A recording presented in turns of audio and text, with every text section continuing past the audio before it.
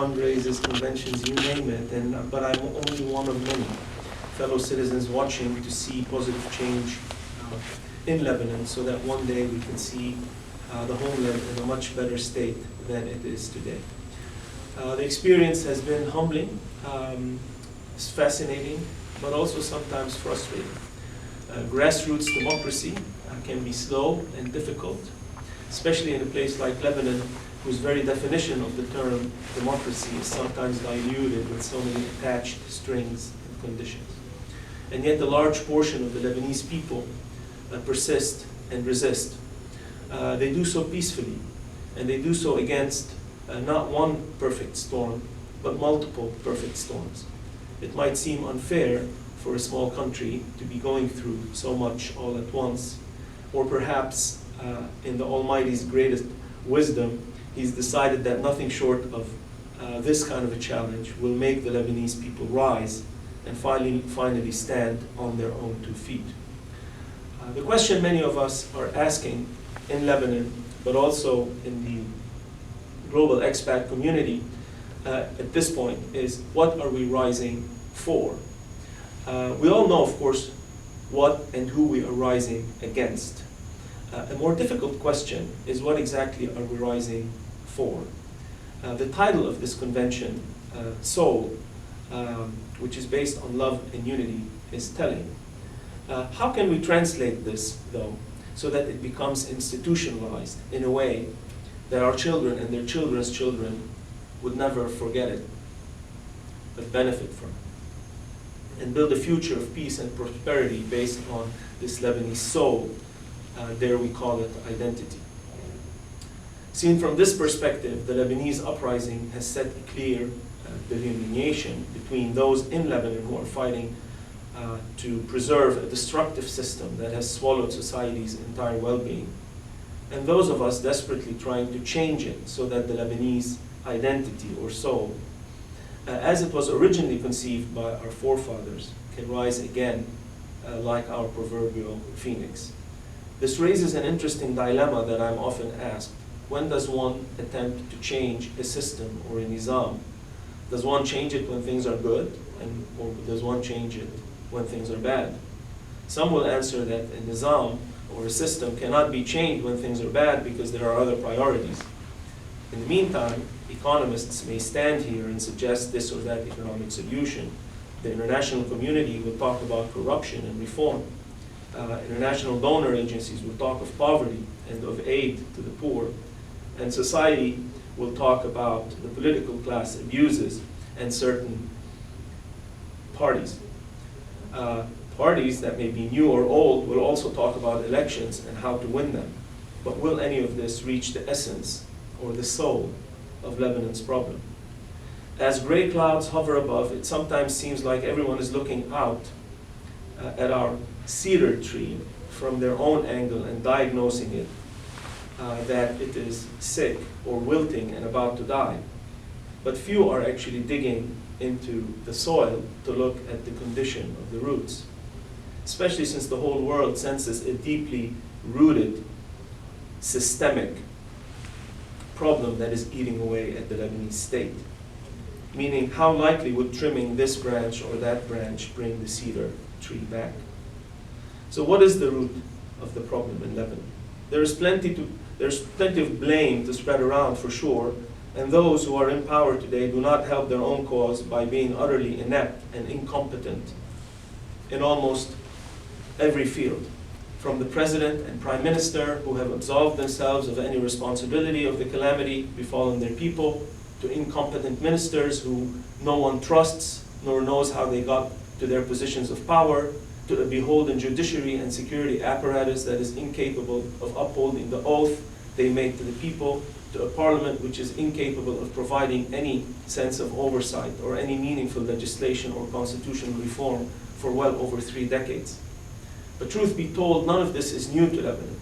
Similar bouts of institutional meltdowns have been happening since independence. Different attempts have been made by different groups in Lebanon to try, either politically, financially, or militarily, to take over again and again, but they've all failed. Under this system, it seems that Lebanon, with so much potential, is almost doomed to rinse and repeat failure. So let us be clear, as much as many in Lebanon and around the world would like to point the finger at certain individual culprits, groups, and they may be right, they serve up simplistic solutions to Lebanon's deeply rooted problems. Lebanon's current calamity did not start in 2019, the 2000s, the 90s, 80s, 70s, or 60s.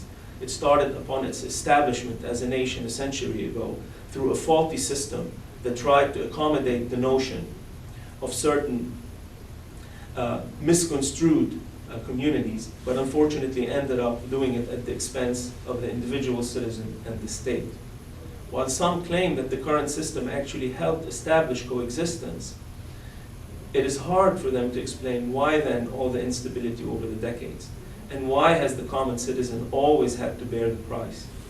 I stand in front of you today with full rights of a citizen in my adopted land in the US, having left my homeland of Lebanon many years back because it didn't afford these rights to me. Today, history is repeating itself for many other young Lebanese whose rights are being suppressed and usurped day in, day out. Nor could those prompting the superficial solutions a way to answer how exactly a community is being protected or preserved when its individual people and families are left destitute and forced to immigrate from the land and the history that the notion of the community is supposed to protect. Like many fellow Lebanese, I find it hard to reconcile these basic contradictions, and even harder to demand things from others while insisting on maintaining inequalities and privileges. The truth has to be told. How can we, as Lebanese, demand equality under the law if, for example, the law treats women unequally, or if the law treats certain communities unequally? How can we demand people to be good citizens if the state, in its very design, does not treat them equally? How can we build a future that promotes a vision of inclusiveness while insisting on holding on to discriminative privileges in the present to all groups? The history of the country where I stand today, the United States, teaches us that sometimes hard choices need to be made. When they are made, society inches forward positively. But when they are not made, society gets stuck and eventually pays a hefty price. Not many may know around the world that the US started off being a sectarian state. Fortunately, they resolved this through constitutional tools that provided equality for the citizenry regardless of religion or any other factor. Over time, this process has grown to include many would-be marginalized elements of society. The current president is from a religious minority, as one example. And yet this process did not cancel out any of the religious communities. On the contrary, after more than 2 centuries, religious freedoms hold. And while religion does play a role in the American society, society is not divided along religious lines. Unfortunately, the same cannot be said of the issue of race here in the United States. The founding fathers back in the day found it very hard to solve the issue of slavery, and whose can was kicked down the road, resulting in occasional bouts of racial tensions and even civil war. Proof of this is a mere block away at Black Lives Matter Plaza. The point here is that even in advanced and powerful nations, root problems can persist for centuries if left unresolved. In the Franco-American tradition, and influenced by that history through colonialism, Lebanon's constitutional creation in many ways was ahead of its time and applied some positively liberalized principles to be admired. And it was admired by many at the time and catapulted the nation forward. At least it gave that impression during the 50s and 60s. But deep inside there were deep systemic flaws. The one issue that Lebanon's founding fathers kicked down the road was how to deal with religious diversity and communities, with the choice being given to perpetuate sectarian identity as opposed to a national one. Of course, they knew the dilemma, and they debated it at the time. But like the American founders on the issue of slavery, the Lebanese founders could not solve it, and so they were compelled to institutionalize it. The sectarian fault lines today soon are a result of the past, and they were exposed, and they are being exposed over and over and over again, influenced by either internal differences or regional/geopolitical ones. And so while strengthening communal identity may not necessarily have been deemed fatal at the time, over the course of decades it became a tool for political influence and clientelism and started eating away at the national identity. This became an existential problem when politicians took over the reign of the different communities and used religion and are continuing to use religion to raise community fears, to compete for power and perpetuate their own existence. But if the problem in Lebanon at its root is as basic as its constitution, how do we solve it? Can an economic plan be sufficient? Can a financial restructuring plan, and there are many, be the silver bullet?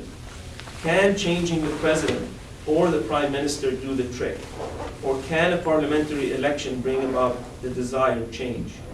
Surely some of these steps might help, but we must also admit and be cognizant of the fact that our generation is not necessarily any smarter or any more special than those that came before us. While we do have the benefit of hindsight, we must also recognize that so does the current regime. So why have they not changed things if only to perpetuate their own interests, as opposed to fall into the calamity that is basically now over their heads and that of their supporters? Some would say that they don't really care and are beyond such calculations. Others who consider them more rational might say that the system in which they operate has become so broken that it even overwhelmed its own architects. The more compelling question that instead of one trying to psychoanalyze the political incumbent class, is where are the Lebanese people in all of this? And why has any meaningful constitutional change not been realized, considering Lebanon in some way or another